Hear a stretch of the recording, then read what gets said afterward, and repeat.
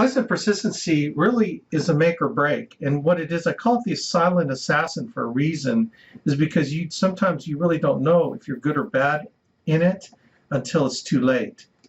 Well, the bad part, I should say. The bad part, it can be too late, and you're getting chargeback after chargeback on policies you wrote. I mean, quite simply, what is placement and persistency? Well, placement is when you submit a policy, and then if it gets issued paid, then it's placed. In other words, they approve it, and you get paid your commission, and it's in force. And so that means it's placed. If it gets declined, or the client withdraws it, tells you they don't want it anymore, or they call the insurance company to cancel even before it got issued, then it's not been placed. I think those are like declines, withdrawals, no takes, like you deliver it and the client says, we don't want it anymore. That's called a no take. So those are like the three main reasons for it not to be placed. And so if you submit 10 applications and 8 get placed, issue paid, and 2 don't, that means you have an 80% placement, which is really good. I think the national average for our company, for NAA, for the Alliance, is 75% placement. Okay, so 3 out of 4 will get issue paid. All right, so that's the concept of placement. Persistency is how long does a client keep those policies going? How long do they keep those policies going before, and then they cancel? So when they cancel a policy that they have in place, that's how persistency is calculated. And it's calculated usually at the end of 13 months, and then every year thereafter, the company tracks persistency, how long the client is keeping their policy. So for us, we want to maximize both. So if someone, for example, you get advanced 9 months. In other words, 9 months of your commission is given to you up front. So the company is trusting that the client is going to keep their policy for at least 9 months. They give you 9 months of your commission. Okay. Now, if the client cancels their policy in month number 5, then you've only earned 5 months, or after month number 5, in the 6th month they cancel, you've only earned 5 months of your 9 months. So the remainder 4 months you owe the company back, and that's called a chargeback. If the client keeps their policy for 9 months and cancels it in the 10th month, you don't get a chargeback, because in months 10, 11, and 12, you get paid what we call as earned. It's called the back end money. All right, so you've got 9 months of the advance, so you have to, you're hoping to get it through 9 months. But still, if they cancel in month number 10, that still counts against you in terms of persistency, because they measure persistency towards the end of 13 months. So how many policies are in place at the end of 13 months? And so if you place 10 policies and at the end of 13 months only 8 are still in force, then you have an 80% persistency rate after 13 months. And that's a significant number. Insurance companies want to fire you when both those numbers are in the 50% range. In other words, half the policies get placed and half your policies remain in force by the end of 13 months. And they want to fire you, okay, and like fire you for all kinds of great reasons, but that's one you don't want to get fired for, okay? Well, I guess you don't want to get fired, period. There can be all kinds of reasons, but don't. See, the thing about persistency and placement is that stuff you can control everything in the process as long as you know what you're doing. So you have to know what you're doing. I've had so many agents get out the gate. They start figuring this thing out. Then they start producing a lot. They get the idea of getting more leads. They start getting their closing rates higher. So they put a bunch of business in place. They might get, 8, 10,000 when they're cranking, issue paid. But they haven't figured out the placement persistency. And then the next month or two, actually what it typically does is it hits you in 90 days. That's why you really don't know how bad you are, because sometimes those chargebacks don't happen quickly. Sometimes it takes some time to start rolling, but when it starts rolling, it seems like it happens all at once. You know, this week you got 3 chargebacks on 3 policies. Next week you got 5. And all of a sudden, the money that you thought you were getting for your commission ends up getting zeroed out because of all the chargebacks you get. And then you call me and you say, Alex, I'm getting killed. And I'm going, dude, did you like learn the placement persistence, watch my placement persistency videos, watch the NA University placement? Well, I thought I was doing everything right. And then you're like, you know, you start building up a chargeback debt account with like Foresters, and you've got like $2,500 in debt. And so what you're going to do is you're going to not write Foresters, because you know that everything you write with Foresters is going to be taken away in commissions. Like you write a $1,500 case, you're going to get paid, you know, $700 on it. Well, they're going to take that $700 and that's going to go pay in your chargeback. So what you're going to end up doing is you're going to start getting insurance smart, meaning I'm not going to write Foresters. I'm going to go with Mutual of Omaha because I don't have any chargebacks, agent debt with them. So I know I'm going to get paid with them. So you don't write Foresters. And then Foresters will start coming after you saying, hey, let's work out a payment arrangement. Hey, we need to get this paid. Hey.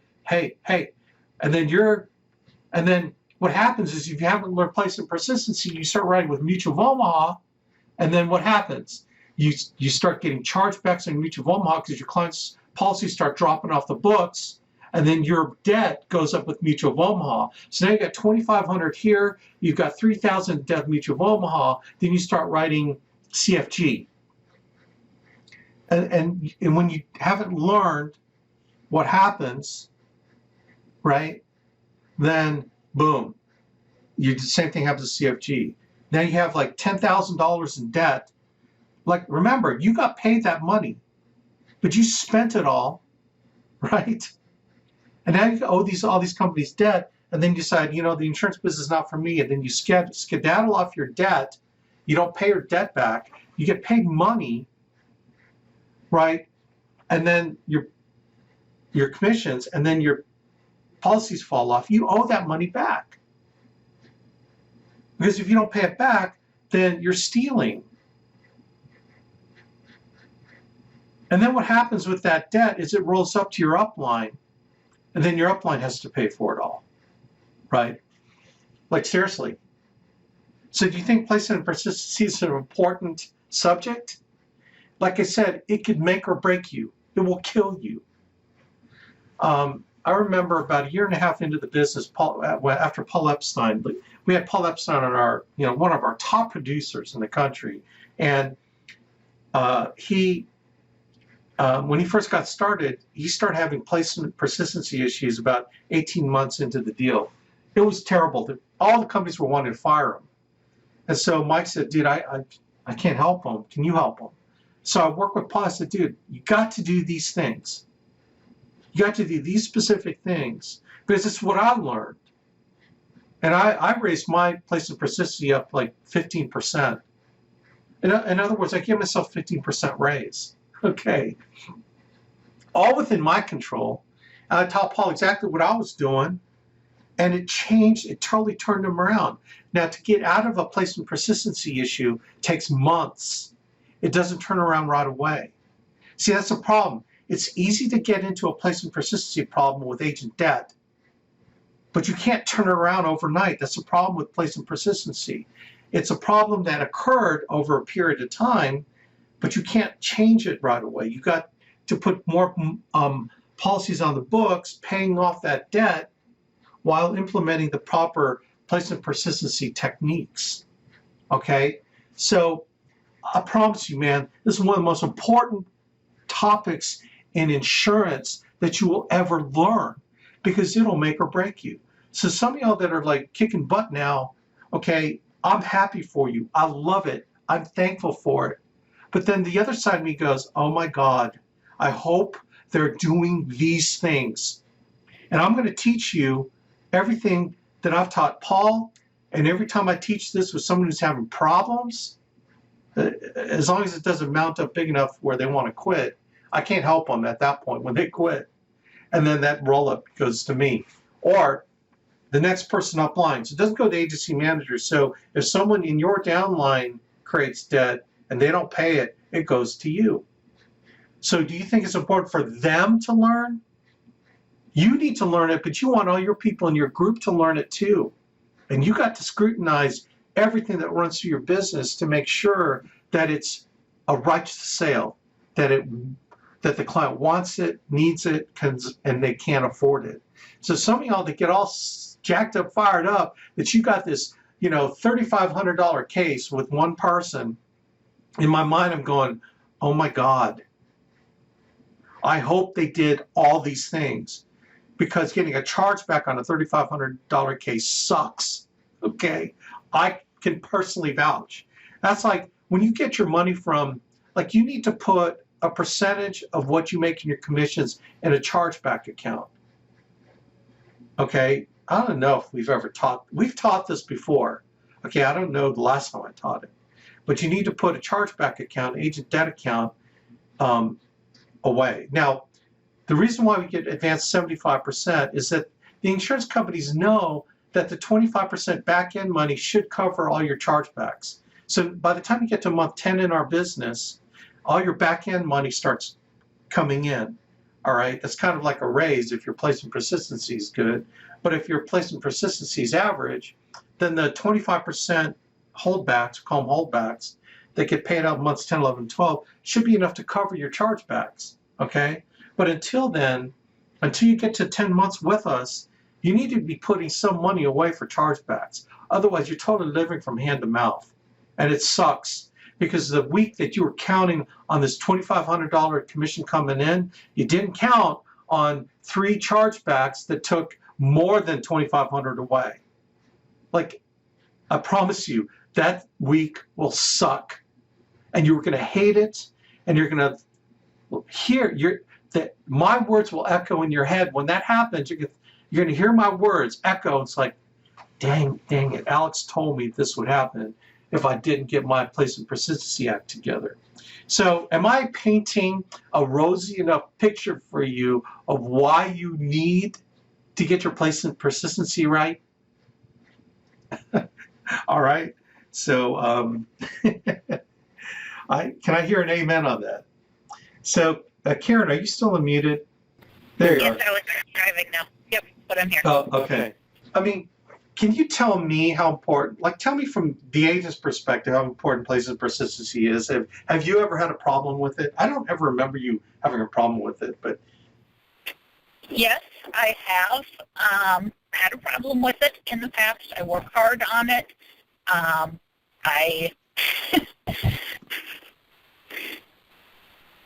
I don't avoid companies because of an issue. I try to get it resolved if I have an issue with that company. But I do think extra hard as I'm placing a policy with a company that I would be touchy with, or that I know that company might run more interviews on my clients because of past issues type of thing, which of course they won't say they do, but it just is.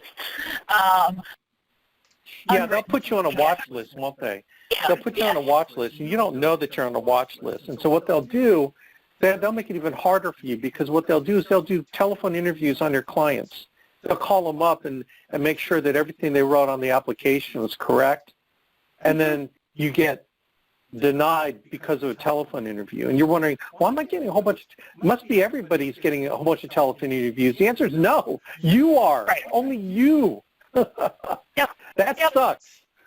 But then I prepare if I am writing that with a client, I prepare them. There's a good chance you're going to get a phone interview on this.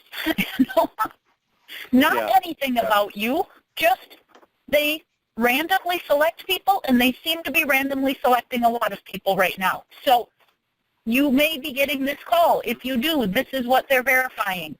And I let the client know not to be scared about it, Going to ask you the same questions. They just want to know I really did sit down with you and ask you all these questions.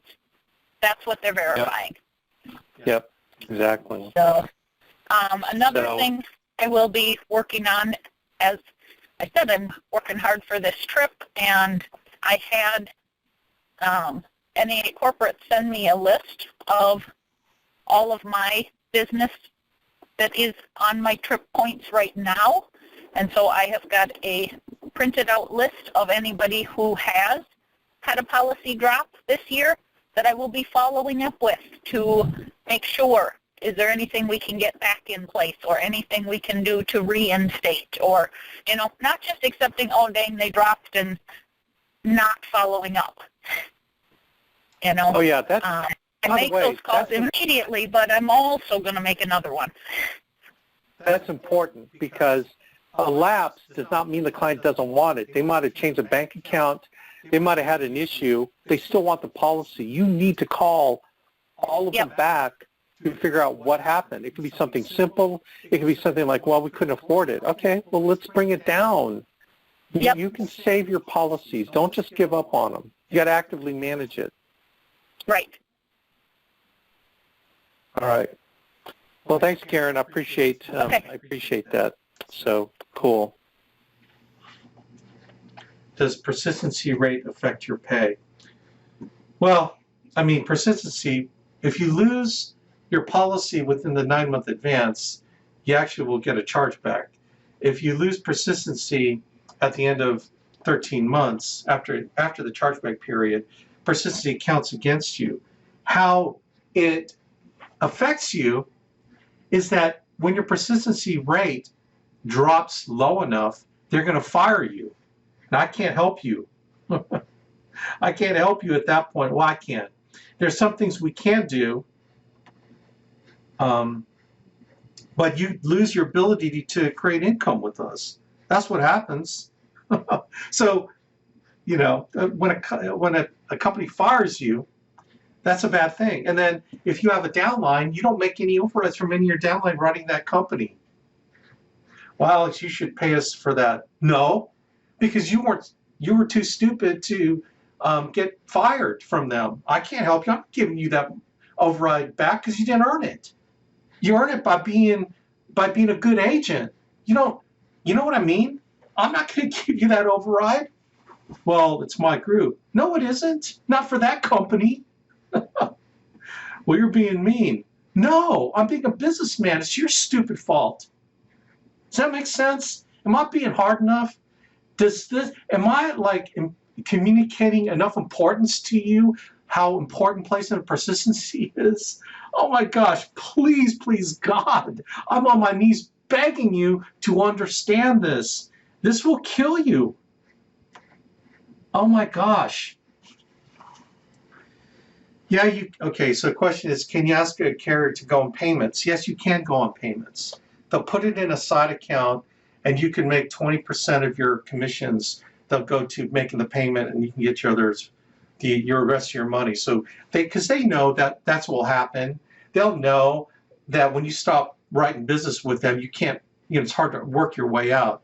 So they'll set up an arrangement with you where they put that debt into a side account, and then a percentage of your commissions that you're earning will go to pay that off, and then you earn the rest of it.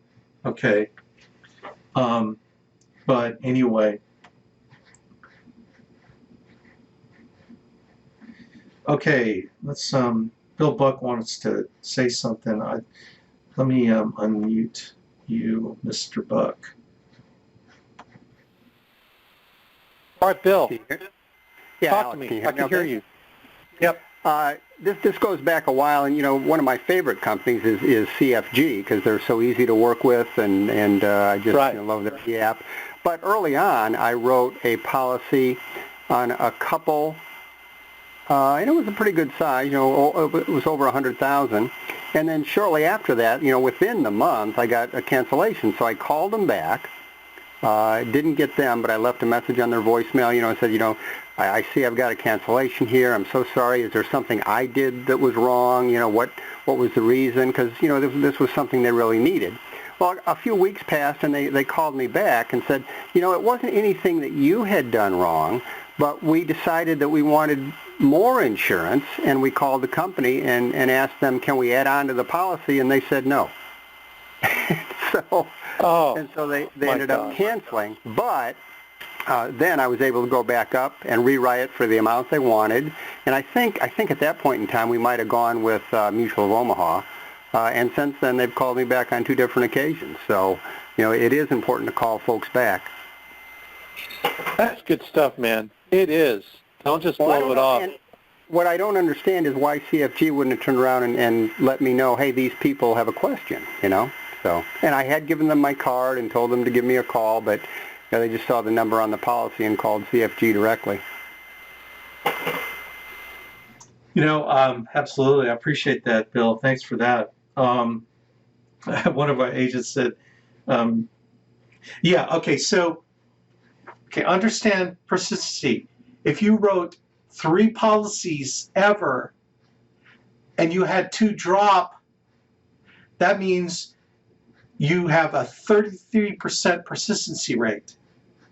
Do you see how writing 3 policies only with a company will kill you? But if you've got 50 policies with a company, right, and 10 drop, then you're at 80%.